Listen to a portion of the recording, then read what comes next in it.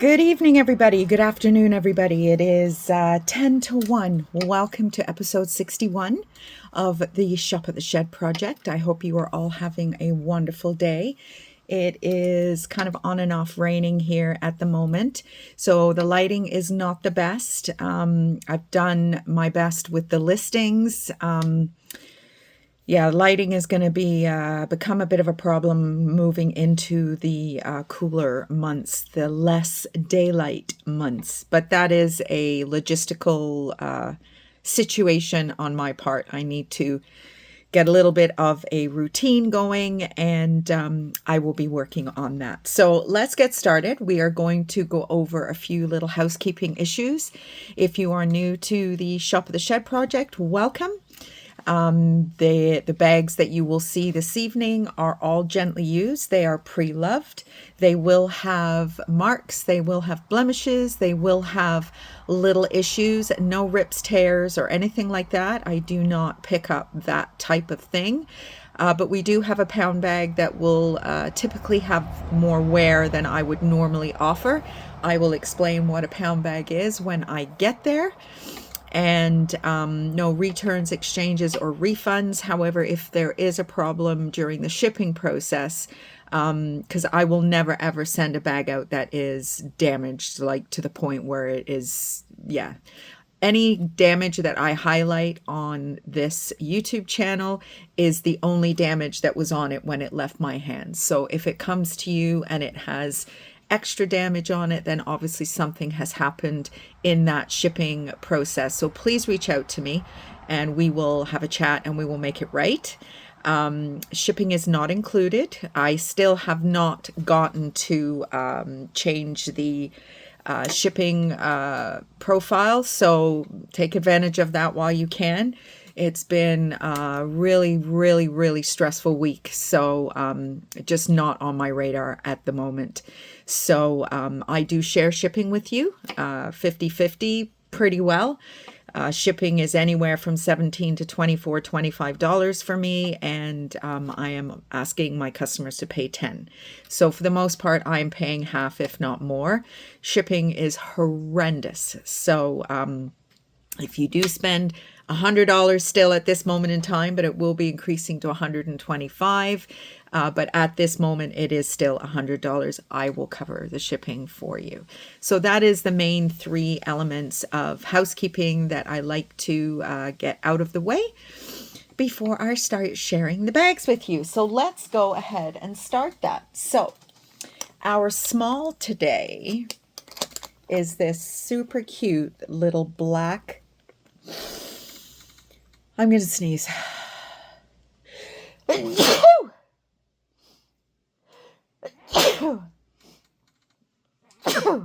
There we go. One's a wish, two's a kiss, three's a disappointment. Right up my alley these days. Anyway, Wanderers. This is a brand out of the US. It is a super brand. There's your W on the back. Wanderers here. The leather quality is absolutely beautiful. Now I have a little bit of tiny little bit of history. It's a family-owned company, mom and pop company, inspired by a trip to Italy 16 years ago, and the family heritage is Italy. So all the leathers are sourced from Italy, and the craftsmanship is very Italian-esque. What I'm presuming a lot of companies make sure that they put that in their bios is that there must be kind of it's a European style, I'm sure. So you've got a very wide base. This little guy is going to carry an awful lot of stuff. A detachable and adjustable strap, and it's a really healthy strap. Got your little push button thing that opens. You've got the lighting is terrible. You got a little zipper compartment. Your branding is there. Wanderers Travel Company, a pouch, and a pouch. So it's a simple little bag. The leather is beautiful. I wish I had feel-o-vision. I really do. And it is just so soft. And that is today's small item. Next, we go on to, so this is a bag that I have had for a very long time. It is a, I don't know what the right word is to use because I don't want to get in trouble. It is an homage to a very, very high-end luxe brand. I'm not going to say any branding because I don't want to get in trouble. I think that is something that I have to be even more careful about moving forward. So when the channel was threatened, it really made me realize just how well I am doing with things and how much momentum that this is actually starting to gather. So the last thing I want is for there to be any messing with my channel. So when I find situations like this, which I don't normally deal with, but this is kind of special. So I am not saying any brandings or anything like that. If you are in the know, then you are in the know. It is an homage to this brand. It is not this brand. So it is kind of a mushroom tan leather. Pops open here. It is all raw loveliness. Oh, I just love that raw leather. Nice big deep pocket on the back. The strap is partially leather and then really, really thick cotton webbing. And then this is the front. So it opens up from the back. The strap is detachable as well. And then you open it up and it is just all beautiful raw leather. There is a slip pocket there that comes out and all that. It is so soft inside. Now, there is a little schmutz on the bottom. It just looks like a little ring where maybe, you know, something wet has been put down there. There's no staining on the base. However, there are a couple of marks on the base. That's a little bit of color loss. Really wide base. So you are going to get a ton of stuff in this great bag. Look at all that beautiful raw leather. Oh my goodness. It is so gorgeous. And that's what it looks like inside. So when I came across this bag today, I had to go to the storage unit this morning because I sold a bag on Etsy that I couldn't find. And I did finally find it today. I had to go through pretty well all the lawn bags in the storage unit. I was sweating like a crazy person, I can tell you. So that is bag number 2. It's nice and large. The strap is really, really lengthy. Now, bag number 3 is just so pretty. This is a Coach chestnut brown, there's your tags, leather shoulder bag. Just in time for fall arriving. This beautiful chestnut color is just screaming to be coupled with a pea coat and some knee-high boots, corduroys, chunky sweater. This beautiful, almost burnt orange sateen interior is just gorgeous. There's your creed. I do need to wipe the interior out. It is a little dusty, I noticed. This is a beautiful bag. Now, there was some corner wear. I had to do a little bit of recoloring just in these corners, but it is not noticeable. The straps are in fantastic condition. It is just a really, really classy, classy Coach bag. So that is bag number 3. Number 4 is our pound bag. So this is a dark blue Derek Alexander.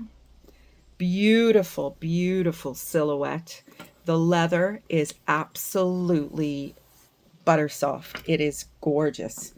You've got a pocket, magnetic pocket in the front. The button is there. It opens all the way down the sides, and you've got a leather gusset, not just fabric. This is really, really soft leather on either side. And then it opens up. Now, this is where it will become obvious why it is the pound bag. There is a lot of pen damage in here. Now, I have not even attempted to clean it because it has gone through in one spot. Now I can't even find it. Oh, here we go. I don't even know if you're going to, yes, you can see it. See it right there? It is really not very easy to see because the pen is essentially almost the same color as the bag. But if you start wetting that, it is just going to expand. Now I have had, I've learned the hard way with that, because you go inside and you start washing it and wetting it. And if you can't put a barrier between the ink on the liner and the leather, it's just going to seep through.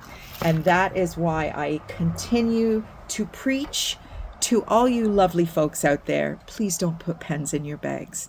This is what happens. So from the exterior, this bag is in absolutely fantastic condition. Nothing wrong with it, just one little spot. It does have rings for a shoulder crossbody strap. This is not original to the bag. It is not leather, but I have added it if you do want to use it, or maybe you've got a strap of your own, but I've included it as an option. And it is today's pound bag. So these are bags that have a little bit more wear than I would normally offer in a sale situation, shop the shed situation. But how can I throw that into the landfill? I can't, because it is just too beautiful. But I also am aware that it is quite damaged. And sometimes, I mean, I don't come across people very often that have issues with things being pre-loved, but if they do, then that is a real, like, oh my goodness me, I would never carry something like that. So, you know, it's always kind of like, do I offer it or do I not? But for a much reduced cost, they seem to be being enjoyed. I sold a fossil one yesterday at my show, and the lady was thrilled with it. You know, didn't cost her very much, and she's got a great bag to use for the fall. Oh, there's a bird freaking out over here for some reason. The weather over the next few days is supposed to be really crappy. So I'm going to enjoy the outside while I can. It sounds like a woodpecker or something. Maybe I need a bird book or something, because I am out here with the old folks. Anyway, so last but not least, this bag is so cool.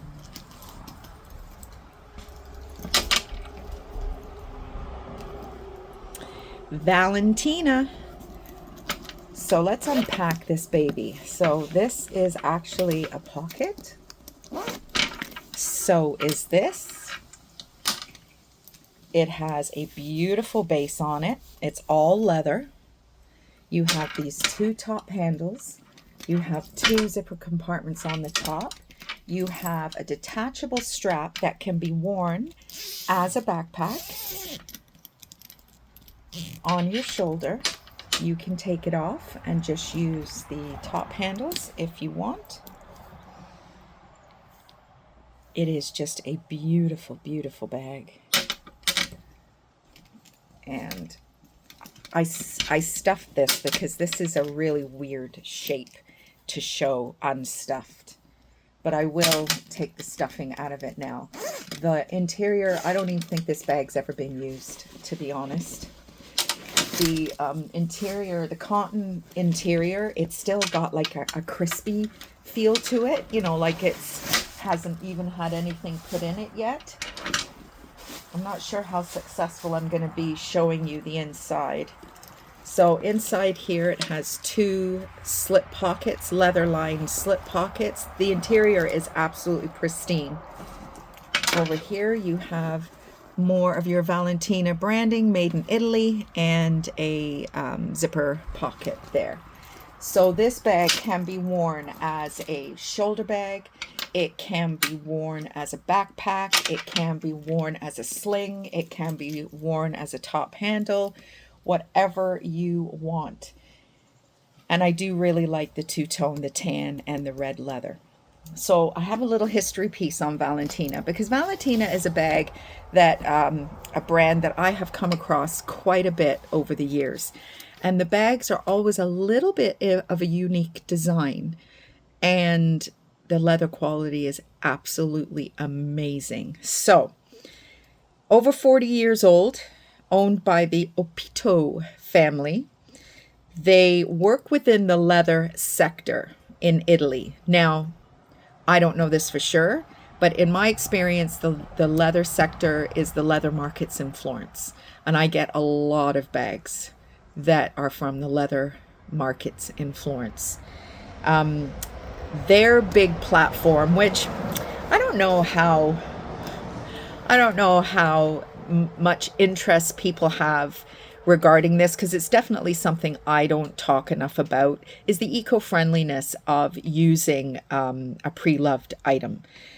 It protects it from the landfill. I mean, these are 4 beautiful pieces today. Like, why would you throw them out?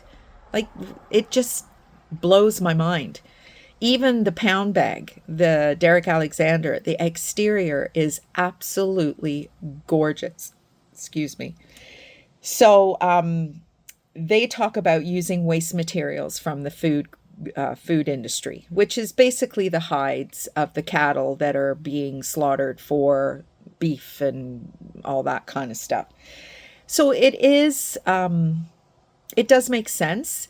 I don't know how much of a news flash that is. Maybe we don't talk enough about it. I mean, essentially what you folks are doing by purchasing from me at leatherbag.lady.com is keeping all these items out of the landfill. So, I mean, if you're a bag lover, which I am, and obviously I have some absolutely fantastic customers who are bag lovers. I had a visit from Pauline, who I have not had to send a bag to Pauline for many, many months. So it was nice to send a bag out to you yesterday, Pauline.